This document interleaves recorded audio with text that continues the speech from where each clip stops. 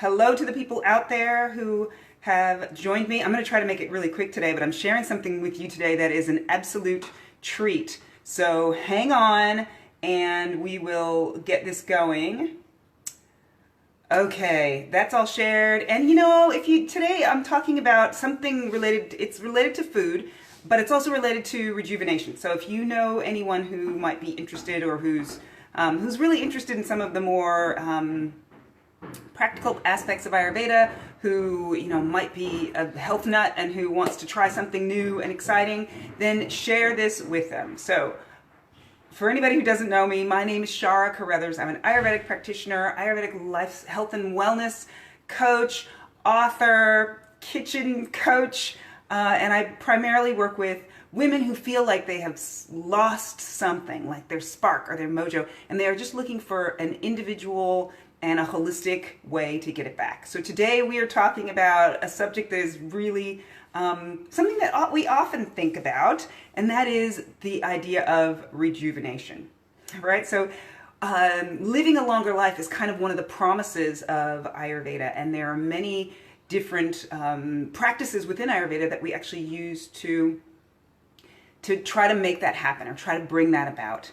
One of the things that we incorporate into our lives as part of building and creating this longer life, right, of this concentration on living longer and happier, rejuvenation, is what we call rasayanas. Rasayana is a Sanskrit word that basically means a rejuvenative. And a rasayana could be anything from a good hug or some action or activity that really makes you feel the love, feel the stirring that keeps your energy going, that creates a sense of strength and resilience, to often it's actually some kind of an herbs or some sort of an herbal preparation or an herb or even potentially a food. So today we're talking about one of the most well-known and one of the oldest rasayanas in Ayurveda. I learned about this, it's towards the end of my yoga therapy studies when one of my teachers shared this with us and referred to it as Ayurveda in a bottle.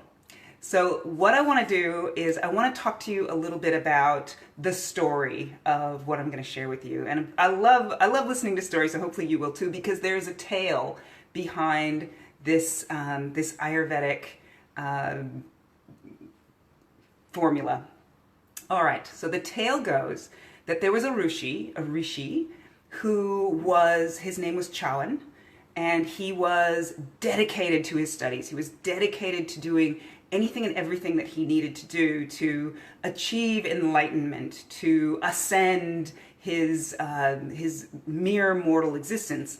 And there were there were a number of devas, right? These gods and goddesses who weren't so interested in having any more competition, and so they were trying to discourage him from his hard work to ascend. And so what they decided to do was they decided to send a nymph down to distract him from his work, distract him from his studies, and ensure that he didn't ascend to come up and compete with them in the heavens. And so Chawan, he resisted for a very long time, and then eventually he fell in love with this nymph. And their love was so strong and so lasting that they came to a point where they realized she's immortal and he isn't. He was going to waste away, and eventually they would need to part. And so he set his mind to creating something that could help to solve this problem. So he went into the forest and he collected herbs and he collected all these, a number of different substances and put them all together in a formula. And he took that formula, and that formula actually extended his life and extended the time that he was actually able to spend with his beloved. I love stories like that. And so this formula, the recipe for this formula is actually included in one of the most well-known Ayurvedic texts, which is the Charaka Samhita. And the recipe or this formula itself is actually known as Chayawanprash, in honor of the Rishi Chayawan. So what is Chayawanprash? Chayawanprash is a combination of about 25, and it can depend because sometimes some of the formulas have actually been changed just slightly. But there is a base formula of Chayawanprash. And Chayawanprash is a combination of about 25 different Ayurvedic herbs and spices. The main ingredient of Chayawanprash is amla. Amla is, and I don't have any here because they're really hard to get outside of India, but amla is fresh at least. It's Indian gooseberry, and it is one of the most potent antioxidants out there. And so you may have heard of amla before.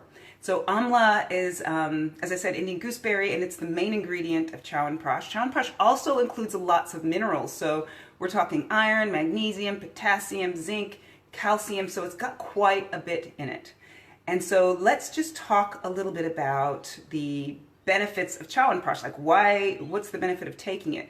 Well, there has actually been research on this product, on this formula, and the research has actually shown that Chayawanprash can reduce blood sugar, it can enhance blood circulation, it can help to eliminate free radicals and carcinogens, and it can also combat some of the signs of premature aging. One of the things that when I learned about Chayawanprash, I was told that Chayawanprash is a fantastic thing for helping to boost immunity, and that's part of the reason why they recommend that you take Chayawanprash a little bit every day to kind of boost your immunity. The other thing about Chayawanprash is it can actually help to support fertility and libido. It can improve digestion, and it can improve the skin and the complexion. It really is this amazing product, which is part of the reason why I think they call it Ayurveda in a bottle. And then related to the doshas, Chayawanprash is actually really good for reducing excess vata and excess kapha without increasing pitta. So normally if you're reducing kapha and vata, you're including a lot of warming things in there, but Chayawanprash doesn't actually increase pitta. So it's especially good for the wintertime, but it's also good for just about any season of the year. So let's talk a little bit about what this stuff is. Well, there's a number of different companies out there that make Chayawanprash. And in fact, one of the things that I'm actually going to do on one of these lives at some point is I'm going to do a blind taste test of Chayawanprash. So I'm going to show you some. There was a picture because I'm not a huge fan of Chayawanprash, like the taste of it, but there's one make, and I actually didn't have any of that one in the house, unfortunately. There's one company that makes one that I really, really like. And so I thought, well, maybe I'll do a blind taste test and sort of get a sense for, maybe I'll try my kids or my husband and just get a sense for whose formula is the favorite. So I'll just want to show you what I've been talking about. This is Chayawanprash. This is one from Banyan Botanicals, and I've also got one here from, which I haven't opened yet, from the Himalayan Institute. I have not had the Himalayan Institute's Chayawanprash. I've had them from Dabur. My favorite one is Lotus Blooming Herbs. I love that Chayawanprash. It tastes so good. And so this is what it looks like. It looks a little bit like mud. And this has actually been in the fridge, so you don't have to store it in the fridge, but just so you can get a sense for what it looks like and kind of the consistency of it is, it's sometimes known as like an Ayurvedic jam. It's very sweet and spicy.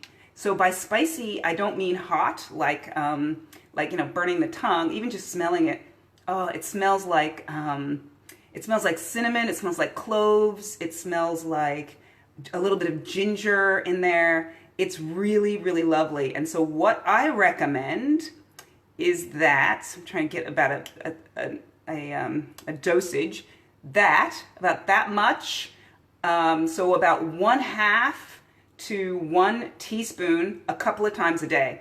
Now, my husband just eats it straight off the spoon.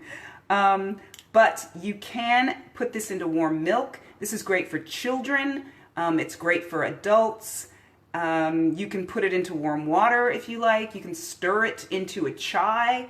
You can mix it in with, if you've got some lovely fruit that you're stewing and you want to give them a nice spicy flavor and eat that. So there's lots of different ways that you can actually eat Chayawanprash. And the beauty, in my mind, of it is that it leaves a smile on your face because it has this beautiful sweet and spicy flavor. And so what I will do is I'll share a couple of the brands that I'm aware of, and I will also share the information of my favorite brand of this. Of course, it is all subjective. Everyone's going to have a different thing, but I highly, highly recommend that you try this. This is recommended for everyone. So, often with Ayurvedic herbs and preparations, they're not recommended necessarily for every person. Make it home. Wow. Now with 25 different Ayurvedic herbs and spices, that would be quite a thing. I think I had actually seen a video where somebody was making it at home, and I find that that's quite an endeavor. So good on you if you're going to try making some at home. I might actually try that now. Now I'm like really intrigued. But yeah, highly recommend you try it. It's great for everyone.